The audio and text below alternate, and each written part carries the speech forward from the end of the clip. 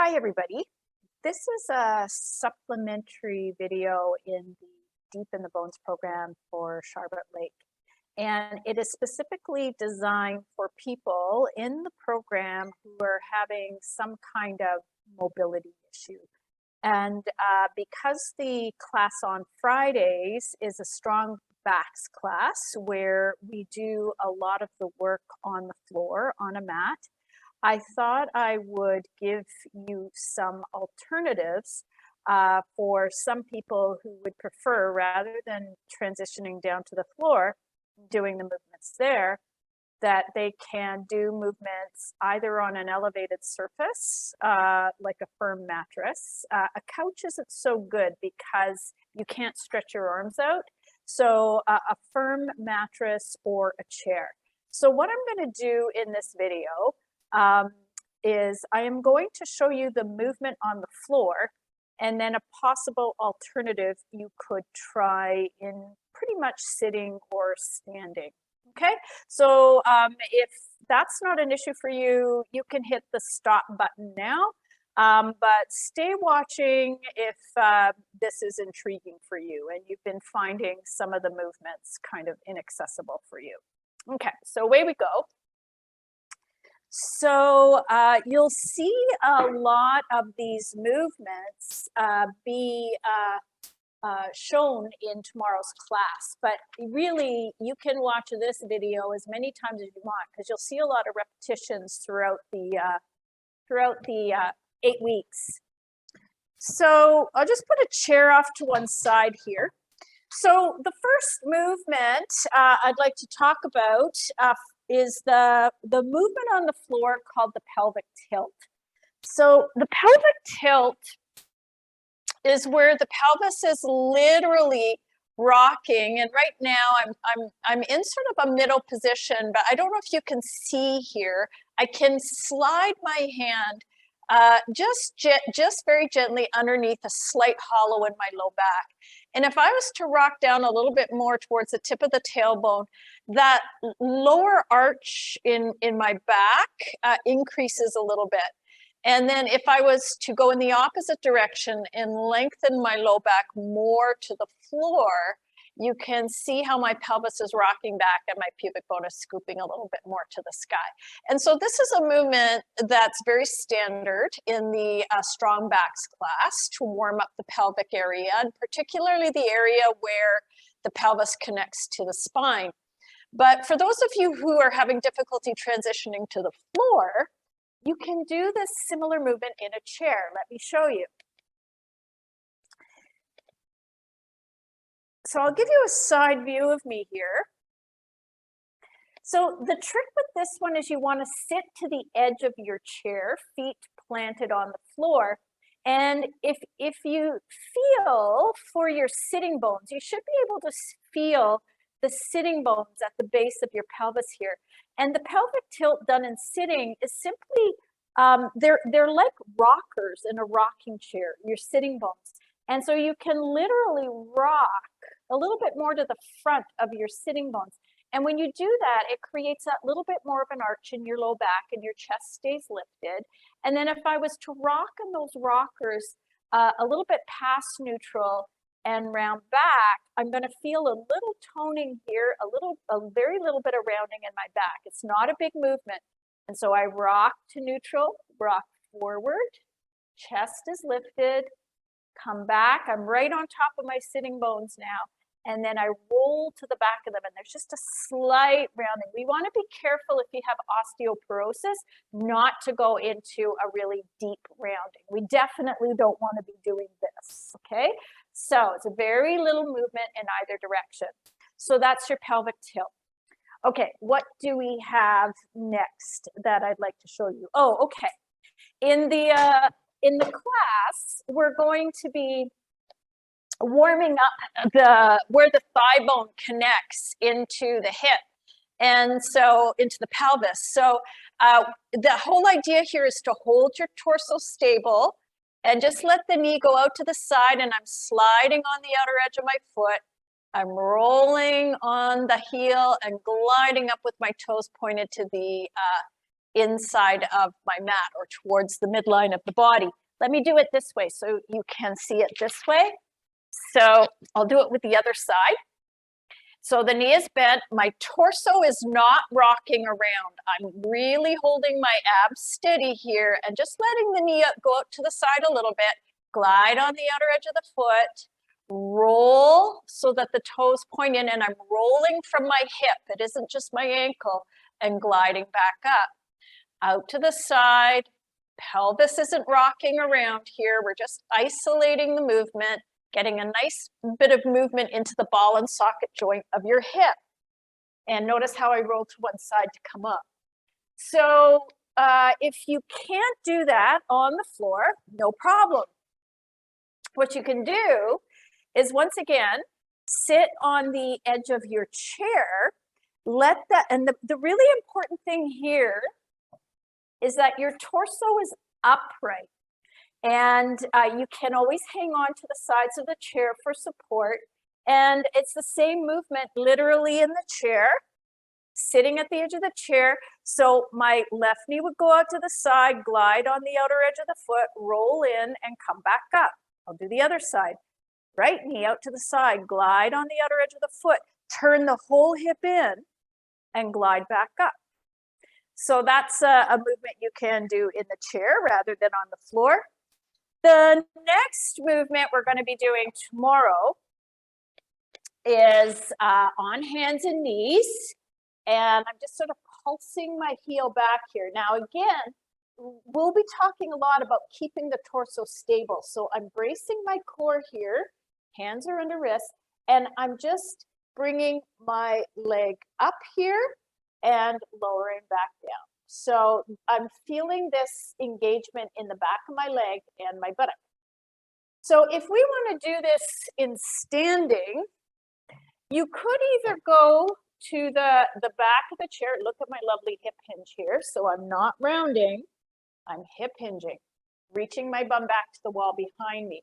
So you could do it with your hands on the back of the chair, or you could come down a little bit lower so you're simulating more being in a table position on the floor, but no difficulty for your knees. And then just extend the leg back. Now, you're probably not going to get the leg perfectly parallel to the floor, but really, if you're able to keep your pelvis stable here and feel some work in the buttocks and the hamstring, that's exactly what we're looking for. Okay, so toe point straight down, nice neutral spine, and just getting the work in the buttock and the back of the leg. So there's an alternative for you that you can play with there. Let's see what else we want to focus on. Yeah, okay. So we're going to be focusing on teaching you the plank on the floor. But for many of us, it might be better to get your chair. I'm just going to turn the computer here so you can see me. Oh, maybe I should show you on the floor first, and then I'll show you the elevated. Okay, so plank on the floor. I'm going to be guiding you into it very gradually. So I'm going to suggest you step the knees back a little bit to the wall behind you, so you're not in that perfect table. The knees aren't right underneath the hips, and that puts more work into the torso. And for some of us, we might want to take one leg back here, which makes it a little bit harder. Other leg back. And for those who wish, both legs. And just for those of you who are interested in plank on the floor, you don't want your bum up in the air and you don't want your low back to sag. So you want to be in a perfect plank. So for those who aren't interested in coming down to the floor, no problem. You can do this on a chair or even at the wall. So you could walk your feet back a little bit and you're in a plank in this position. If you're going to do it in a chair, make sure that the back legs of the chair are firmly pressed up against the support of the wall.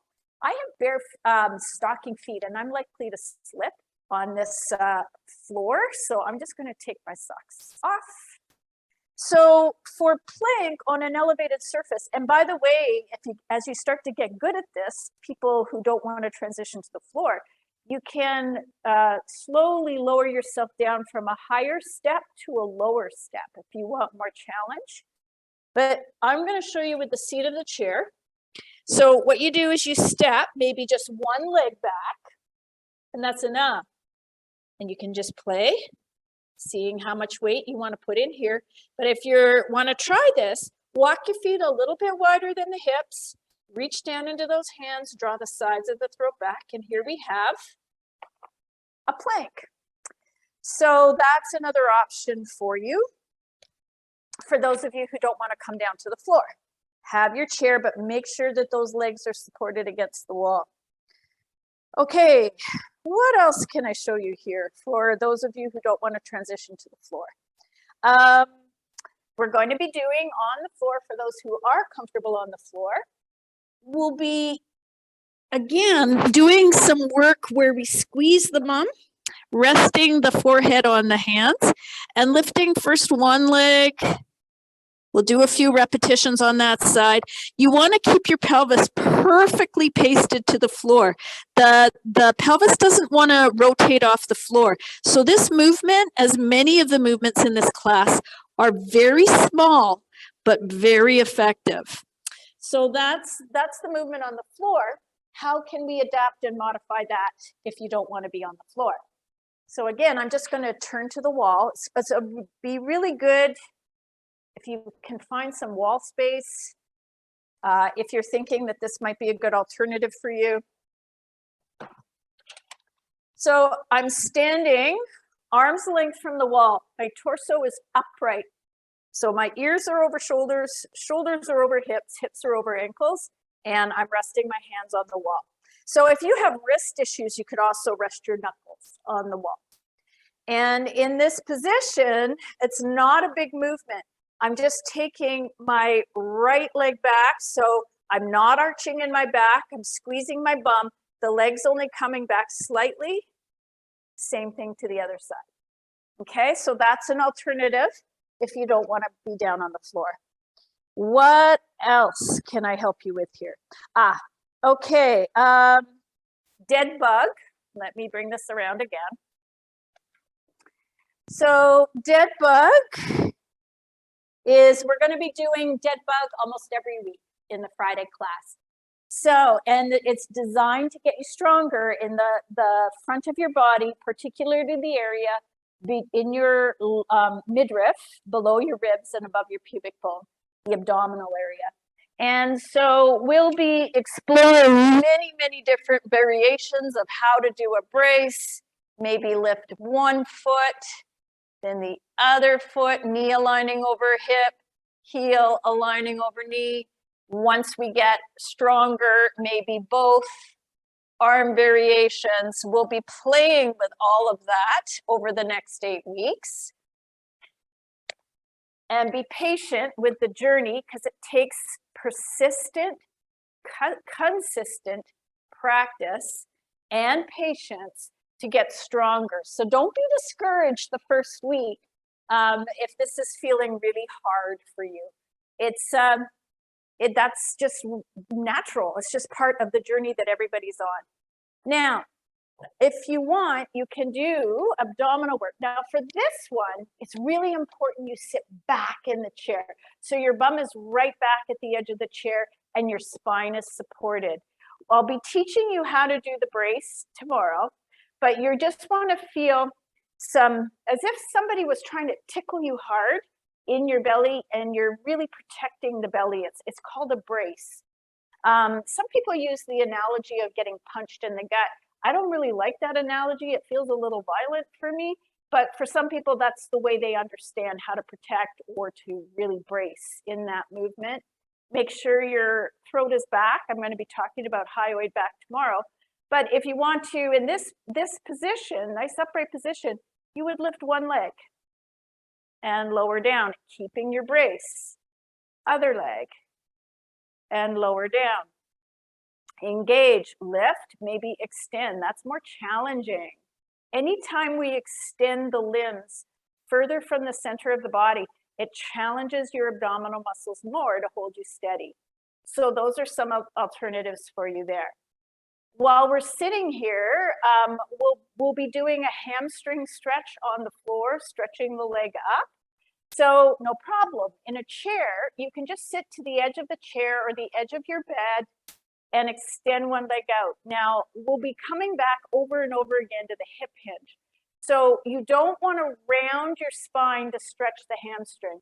If you round your spine in this position, you'll be stretching your back, but not the hamstring. Hamstring is the muscle at the back of the leg. So hip hinge, keep the spine long, not rounding. So another way to think of this is just extending your collarbones to the wall in front of you. And then same thing, other side. Okay, and that is instead of hamstring stretch on the floor, which would look like this.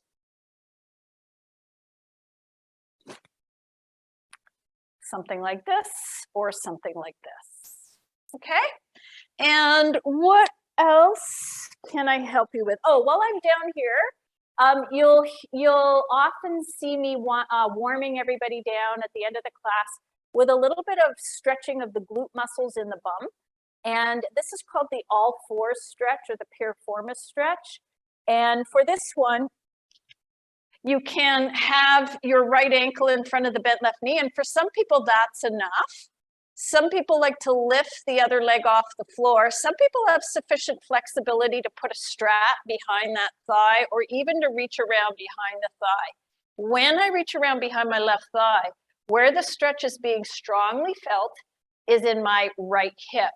Similarly, when I take my left foot in front and I just play with the stretch, maybe interlace or put a strap behind my right thigh, the stretch is felt in the left bum. So how can we do that in sitting or on the edge of a bed? Well, you want to be careful here because I know a lot of the people, the reason you're not getting down to the floor is perhaps because of a knee replacement, or you're in a bone-on-bone situation in the knee, or there might be some hip issues. So really, the whole yoga world is, I think, going away from these deep, deep open hip openers. It's really, it really doesn't seem to be serving people, certainly in the long run. So if you do want to stretch out your bum, you might want to just lift your knee, but look how my torso is upright. Could you grab your heel in the other hand and just rock a little here? So let me just show you here. And if this bugs your back in any way, so I've got my one hand to the outside of the knee, and I've got my other hand just to the outside of my heel, and I'm just opening up, maybe putting the heel up on the opposite knee. For a lot of people, this just isn't accessible. So I wouldn't worry a whole lot about this one. If you could even do a little bit of mobilization work here, just lifting the knee, maybe grabbing at the ankle, and just doing that. That's pretty good. So that's an option for you. And finally, the last movement that you can get creative with and you don't have to feel like you're sitting out of half the class is lying twist. And I'm actually going to show you this with some support underneath the hip, because for some people, I'm just grabbing a couple of blocks here. For some people, a little bit of twisting in the spine is good, but to go right down with both knees to the floor irritates the spine. So no worries. We're all about creative workarounds in this class so that we can all get the benefits of the movement with less risk of injury. So in this particular variation, so I often talk about just windshield wipering knees from side to side, just going a few inches side to side, and that may be quite enough for some people. Some people who want to take their knees down may feel much better putting some support on the outside of the leg. Certainly in my spine, that actually feels better than dropping my knees all the way to the floor. It feels like too much strain to do that. And same thing to the other side. So that's an alternative for some of us. And if you're choosing to, again, do this on the side of a bed or a chair, no problem. So I'll just show you here. So for this one, you want to sit to the edge of the chair. Sit tall. You'll be seeing in the class tomorrow that virtually all the movements are with neutral spine. And then you can just take your left hand, maybe just down the side of the chair here, and take your right hand across to the outside of the left knee. And then sitting tall, that might be enough. Or you may want to turn your sternum a little bit more to the left. And you just want to listen to your spine to see how much of this rotation. Rotation is happening in the upper back. The pelvis is staying nice and rooted to the chair. So the rotations, the spine is designed to rotate in the upper back. It isn't designed to rotate in the lower back. Okay, so I think for tomorrow anyway, those are the main, what I call creative workarounds. So don't ever feel limited because you can't get to the floor, you can't lie on your stomach, you can't lie on your back. There are other ways to do it. So if you have any questions after watching this, just hit me up in the class, maybe before class, let me know if there's anything that wasn't clear or wasn't working for you. Okay, so we'll see you tomorrow. Bye for now.